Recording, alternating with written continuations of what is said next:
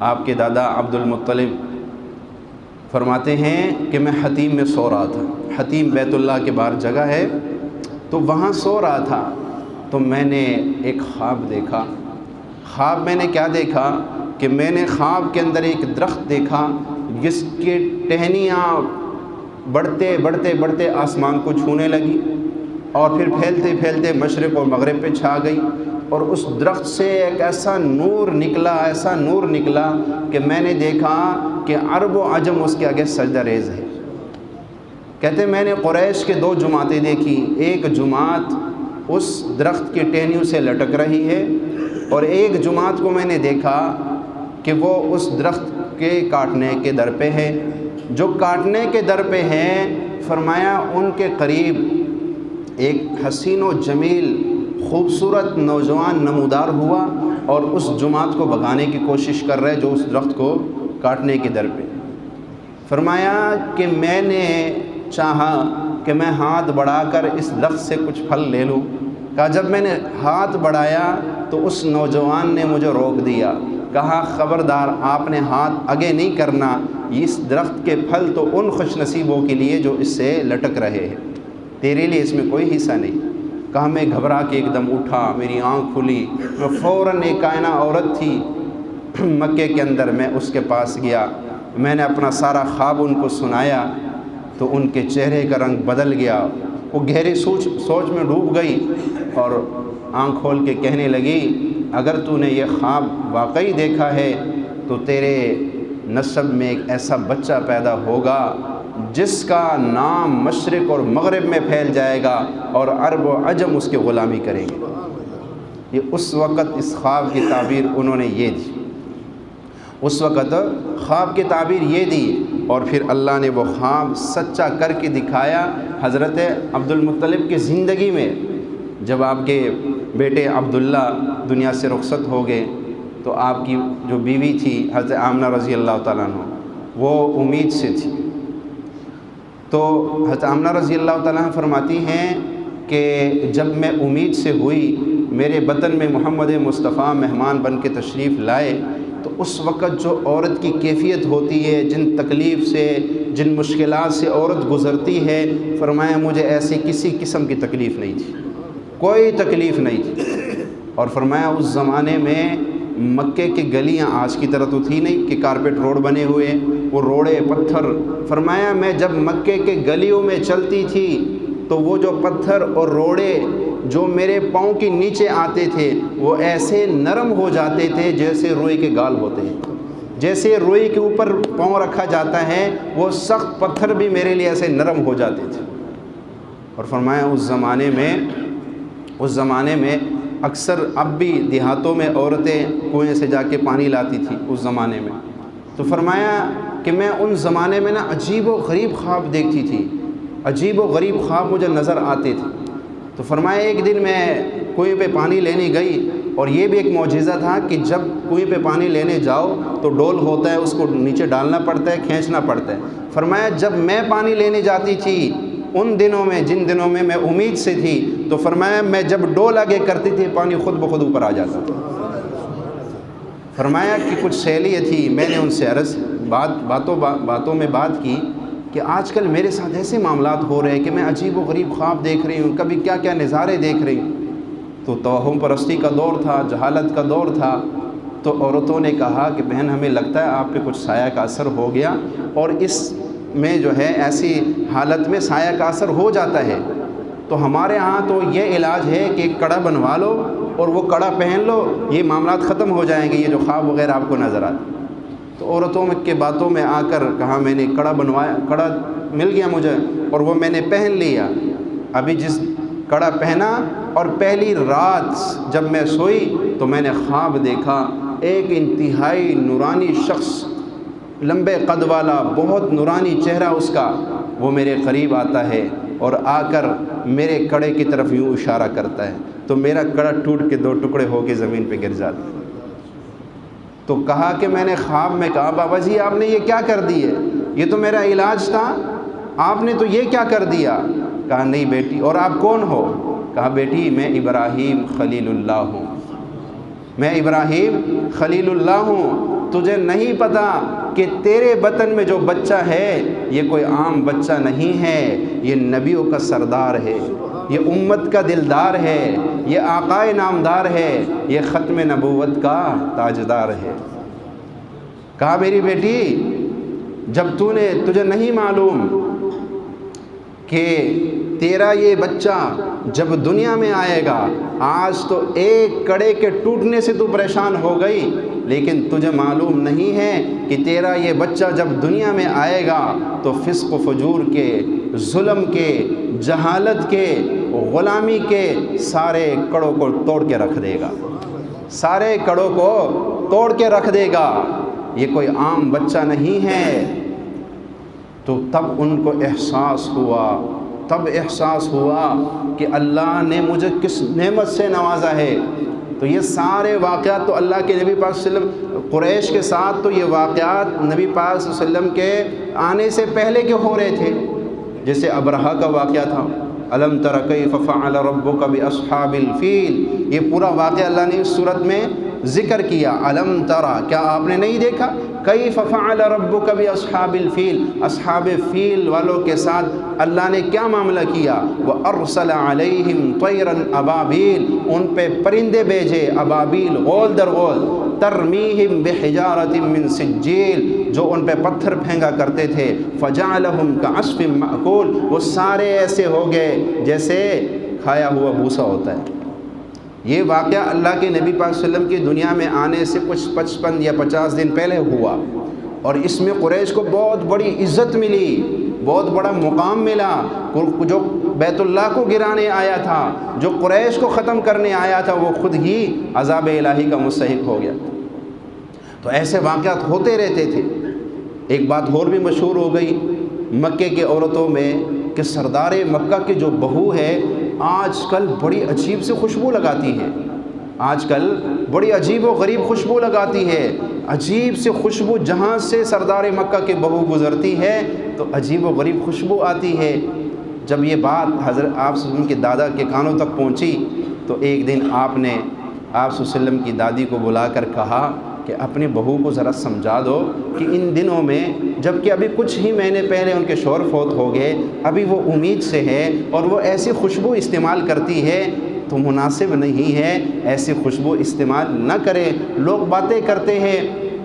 تو آپ کی دادی نے کہا کہ میں نے کئی بار یہ سوچا کہ میں آمنہ کو بلا کر سمجھاؤں، لیکن آج کل آمنہ کے چہرے پہ ایسا نور اور جلال ہے کہ مجھ میں ہمت نہیں ہو رہی ان سے بات کرنے کی۔ تو ایک دن خود آپ کے دادا نے اپنی بہو کو بلایا، بڑے پیار سے کہا بیٹی آپ کو پتہ ہے کہ ابھی ہی میرا بیٹا فوت ہوا ہے اور آپ بھی امید سے ہے، بس آپ یہ اتنی مہنگی مہنگی خوشبو آپ کو کون لا کر دیتا ہے اور آپ کیوں استعمال کرتی ہے؟ تو فرماتے ہیں کہ حضرت آمنہ رضی اللہ تعالیٰ رونے لگ پڑی، کہنے لگی ابا حضور آپ تو خوشبو کی بات کرتے ہیں، میرے ساتھ ان دنوں میں جو معاملات ہو رہے ہیں اور جو واقعات ہو رہے ہیں اگر میں وہ بتاؤں تو آپ مجھے پاگل اور دیوانی سمجھے گی، آپ مجھے پاگل اور دیوانی سمجھیں گے۔ کہا میرے ساتھ تو ان دنوں میں خوشبو کو چھوڑے، اب تو یہ معاملات ہوتے ہیں کہ میں مکے کے سورج کی روشنی میں جب چلتی ہوں تو بادل مجھ پہ سایہ کر دیتے ہیں۔ فرمایا جب میں پہاڑوں کے پاس سے گزرتی ہوں تو وہ مجھ سے ہم کلام ہوتے ہیں، جب میں مکے کے درختوں کے پاس سے گزرتی ہوں تو شاخ جھک کے مجھے سلام کرتی ہے، اور فرمایا جب میں چاند پہ نظر ڈالتی ہوں وہ آداب بجا لاتا ہے، جب میں ستاروں کو دیکھتی ہوں وہ سلامیاں دیتے ہیں، اور جب میں بیت اللہ کے پاس سے گزرتی ہوں وہ مجھے خوشخبریاں سناتا ہے۔ انتہا تو یہ جیسے جیسے اس بچے کے دن قریب آ رہے ہیں میں جہاں تھوکتی ہوں وہاں سے خوشبو کے لپیٹیں آتی ہے، اب تو میں جہاں تھوکتی ہوں وہاں سے خوشبو کے لپیٹیں آتی ہے۔ یہ عجیب و غریب معاملات ہو رہے، اور پھر جب آپ کی ولادت کا دن قریب آیا، جس گھڑی میں جس لمحے میں آپ کی ولادت ہو رہی تھی، تو سامنا فرماتی ہیں اس وقت بطور دائی میرے پاس عبد الرحمن بن عوف کی والدہ، عثمان بن ابی العاص کی والدہ، یہ دونوں بڑی عمر کی عورتیں تھیں، یہ میرے پاس موجود تھی خدمت کے لیے۔ ایک دم کہا کہ کمرے میں میں نے دیکھا چند عورتیں داخل ہوئی. 2 عورتیں ان میں بڑی لمبی قد کی تھی. ایک نے اپنا نام جو ہے ایک آسیہ بتایا اور ایک نے اپنا نام مریم بتایا.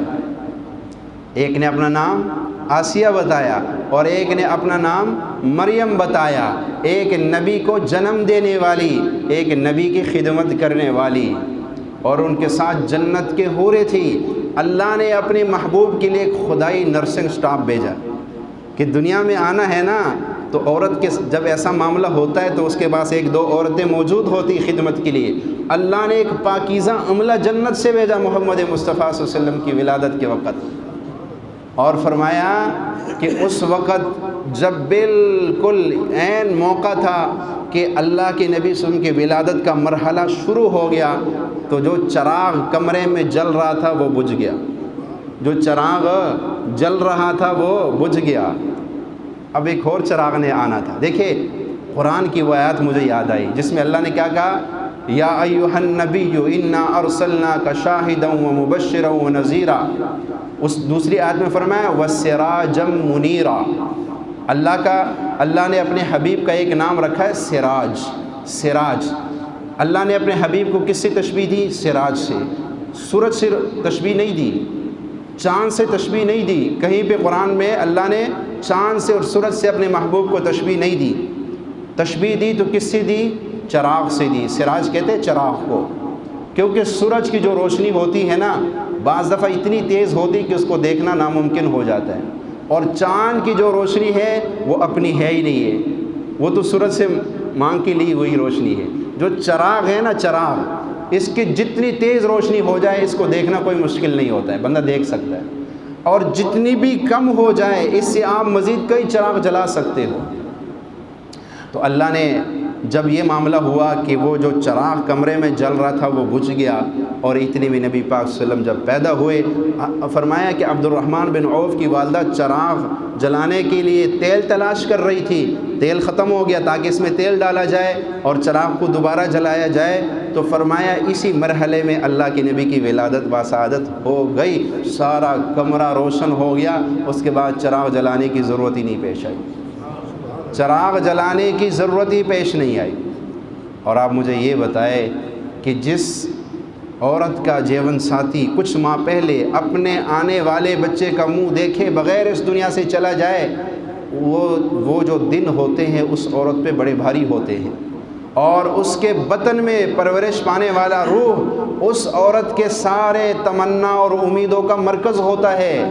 اس سے بڑی بڑی تمنائیں اور امیدیں اس نے باندھی ہوتی ہیں, کیونکہ اس کے کل کائنات تو ختم, اب آنے والی کائنات سے سارے امیدیں باندھی ہیں.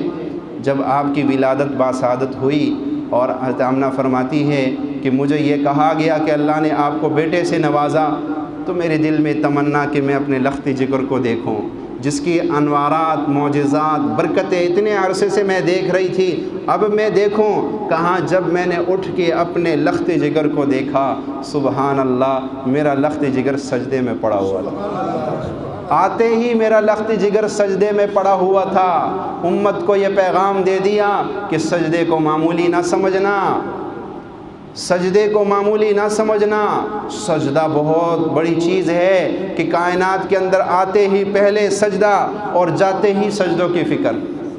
آتے ہوئے سجدہ, جاتے ہوئے کہا میری امت نماز نہ چھوڑنا, نماز نہ چھوڑنا. لیکن آج پھر بھی اس کو ماننے والے سجدوں پہ اعتراض کر بیٹھے, اس کے ماننے والے سجدوں کے منکر بن گئے.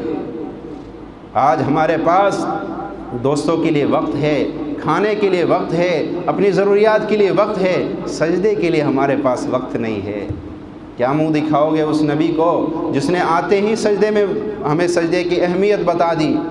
اور حضرت آمنہ فرماتی ہیں کہ اس وقت میرے سامنے اللہ نے مشرق اور مغرب روشن کر دی, ایسی روشنی کہ مشرق اور مغرب سب کچھ مجھے نظر آ گیا.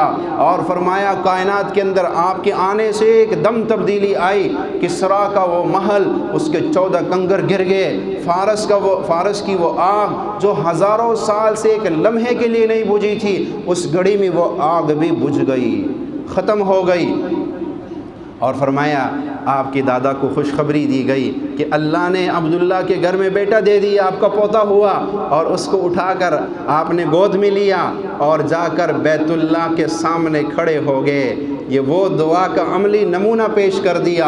آج سے کئی سو سال پہلے اللہ کے نبی حضرت ابراہیم علیہ السلام نے دعا مانگی تھی کہ ربنا وبعث فیہم رسولا، اے مولا ان میں ایک ایسا رسول نازل فرما، بھیج دے۔ آج وہ دعا قبول ہو گئی اور اس کی عملی صورت حضرت عبد المطلب کے ہاتھوں میں محمد مصطفیٰ ہے اور سامنے بیت اللہ ہے، اور وہ دعا ہے ربنا وبعث فیہم رسولا۔ اور فرمایا ابو لہب کی ایک لونڈی تھی صوبیہ، اس نے جا کر فوراً ابو لہب کو یہ خوشخبری سنائی کہ عبداللہ کے گھر بیٹا پیدا ہوا، تو اس خوشی میں فرمایا اس خوشی میں ابو لہب نے اس کو آزاد کر دیا۔ وہ غلام تھی، باندھی تھی، کہا تو اس خوشی میں آزاد ہو گئی کہ تو نے مجھے خوشخبری سنائی، تو اس خوشی میں ان کو آزاد کر دیا۔ اور فرمایا جس دن آپ کی ولادت باسعادت ہوئی، ابن عساکر نے یہ روایت نقل کی ہے کہ جس گھڑی میں اللہ کے نبی پاک صلی اللہ علیہ وسلم کی جو ولادت ہوئی، اس وقت ایک بادل نے آپ کو ڈھانپ لیا، اور اس بادل سے ایک جو ہے فرمایا سمعت حاتفا طوفوا به مشارق الارض ومغاربها لیعرفوا به باسمه ونعته وصفاته، اس بادل سے آواز آئی کہ اس بچے کو مشرق اور مغرب میں پھیراؤ تاکہ اس بچے کا نام اور اس کے صفات اور اس کی صورت کا ساری کائنات کو علم ہو جائے۔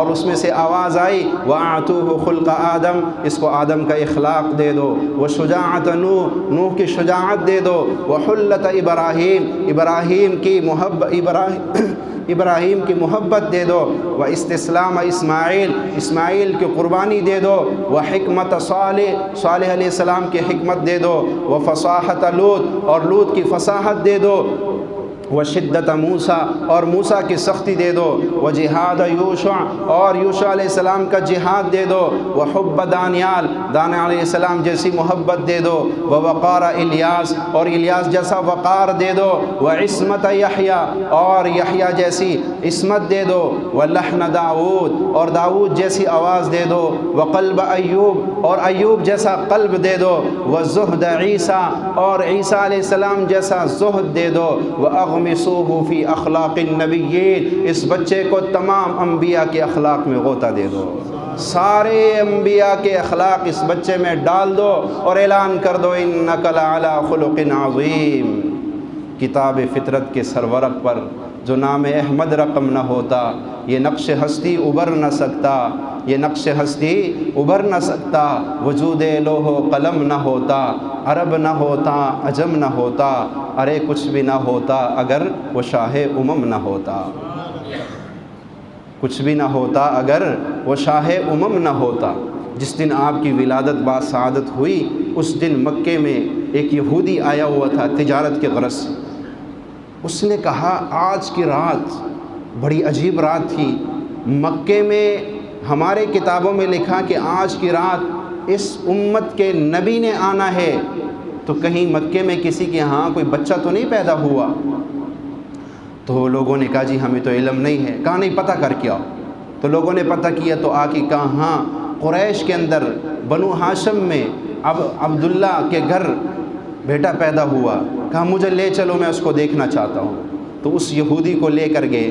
جب اس نے آپ کو دیکھا اور آپ کے پیچھے جو ہے آپ کے کمر میں نبوت کی مہر دیکھی تو فرمایا یہودی گر کے بے ہوش ہو گئے، اور جب ہوش میں آیا تو کہنے لگا ہائے بنی اسرائیل سے نبوت چلی گئی، اور کہا سنو اے مکے والو، یہ بچہ تم پہ ایسا حملہ کرے گا جس کی خبر مشرق اور مغرب اور شمال اور جنوب تک پہنچ جائے گی۔ اور بدر میں ہوا، وہ بدر کا واقعہ ہو گیا، یہودیوں کو علم ہو گیا تھا۔ اس لیے قرآن میں اللہ نے فرمایا الذین آتیناہم الکتاب یعرفونہ کما یعرفون ابناءہم، یہ یہودی آج کہتے ہیں کہ ہم اس کو نہیں جانتے، یہ اللہ کا نبی نہیں ہے۔ فرمایا یہ اس نبی کو ایسے جانتے ہیں جیسے اپنی اولاد کو جانتے ہیں۔ اپنے بیٹے کو کوئی دیکھ کے انکار کر سکتا ہے کہ یہ میرا بیٹا نہیں ہے؟ تو فرمایا یہ یہودی ضد اور عناد کی وجہ سے آج محمد مصطفیٰ کی نبوت کا انکار کر رہے ہیں، صرف اسی لیے کہ نبوت ان سے چھن گئی ہے، نبوت ان سے چلی گئی ہے۔ ورنہ یہودیوں کو سارا علم تھا، یہاں تک بھی علم تھا کہ آج کی رات اس نبی نے آنا ہے۔ اور جب آپ کی ولادت باسعادت ہوئی تو فرمایا سمندر کے ایک سمندر کے مچھلیوں نے دوسرے سمندر کی مچھلیوں کو خوشخبریاں دی کہ مبارک ہو دلہے کائنات آ گئے ہیں۔ میرے بھائیوں، میں اس نبی کی کیا سیرت بیان کروں گا جس کی سیرت قرآن کا ایک ایک لفظ بیان کر رہا ہے، قرآن کی ہر آیات محمد مصطفیٰ کی شان میں اتری ہے۔ کسی نے کیا خوب لکھا کہ محمد مصطفیٰ کی سیرت تو قرآن کے 29 حروفوں نے بھی بیان کیا ہے۔ الف نے کہا اللہ کا نبی آ رہا ہے، با نے کہا بانی اسلام آ رہا ہے، تا نے کہا تاجدار حرم آ رہا ہے، سا نے کہا سرود والا آ رہا ہے، جیم نے کہا جلیل القدر آ رہا ہے، ہا نے کہا حبیب اللہ آ رہا ہے، خا نے کہا خاتم النبیین آ رہا ہے، دال نے کہا داعی اللہ آ رہا ہے، زال نے کہا ذالک الکتاب والا آ رہا ہے، را نے کہا رحمت للعالمین آ رہا ہے، زا نے کہا زمانے کا امام آ رہا ہے، سین نے کہا ساقی کوثر آ رہا ہے، شین نے کہا شافی محشر آ رہا ہے، زواد نے کہا ضعیفوں کا والی آ رہا ہے، سعاد نے کہا صدق و امین والا آ رہا ہے، طوا نے کہا طٰہٰ کی شان والا آ رہا ہے، ضا نے کہا ظلم کا مٹانے والا آ رہا ہے، عین نے کہا عرب کا تاجدار آ رہا ہے، اور غین نے کہا غریبوں کا آقا آ رہا ہے، میم نے کہا محمد الرسول اللہ آ رہا ہے، لام نے کہا لا الہ الا اللہ والا آ رہا ہے، اور نون نے کہا نبیوں کا امام آ رہا ہے، اور ہاں نے کہا ہدایت والا آ رہا ہے، یا نے کہا یتیموں کا والی آ رہا ہے۔ قرآن کی ایک ایک حرف جس کے شان کو بیان کرے، قرآن کے ایک ایک آیات جس کی شان کو بیان کرے، کہیں کہا محمد، کہیں کہا انا ارسلناک شاہدا ومبشرا ونذیرا وداعیا الی اللہ باذنہ وسراجا منیرا، کہیں طٰہٰ کہا۔ تو اس ہستی کی شان کو ہم کیا بیان کر سکتے؟ بس اتنا کہنا چاہوں گا کہ ساری دنیا کی خوبیاں محمد مصطفیٰ کے اندر اللہ نے رکھ دی ہے۔ بس ایک لمحے کے لیے ہمیں اپنے دل میں یہ نگاہ ڈال کے سوچنی ہے کہ آج میں محمد مصطفیٰ صلی اللہ علیہ وسلم کے طریقوں کو، ان کی اداؤں کو اپنی زندگی میں کیوں نہیں لا رہا ہوں، کہ جس کی تعریفوں سے سارا قرآن بھرا ہو، جس کی تعریفوں سے سارے حدیثیں بھری ہو، اور اس کی کوئی سنت، کوئی ادا میری زندگی میں نہیں ہے، میں اس کو کیا منہ دکھاؤں گا؟ اللہ ان باتوں پہ ہم سب کو عمل کی توفیق عطا فرمائے۔ وآخر دعوانا الحمدللہ رب العالمین۔